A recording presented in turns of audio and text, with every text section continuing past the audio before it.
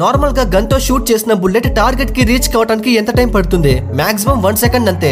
కానీ ఇక్కడ కనిపిస్తున్న బుల్లెట్ షూట్ చేసిన 20 ఇయర్స్ తర్వాత ఒక వ్యక్తిని చంపింది. అసలు ఏం జరిగిందంటే 1883లో హెన్రీ జింగ్లాండ్ అనే ఇతను తన వైఫ్ తో గొడవ పడ్డాడు.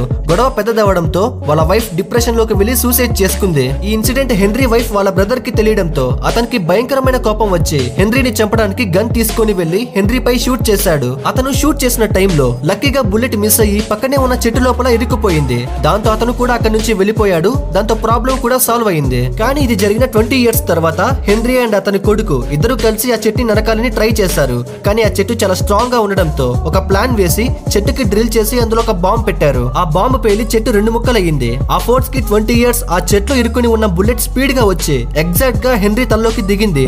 దాంతో హెన్రీ అక్కడికక్కడే చనిపోయాడు. అందుకే అంటారు సేవ్ ట్రీస్ సేవ్ లైఫ్ అని.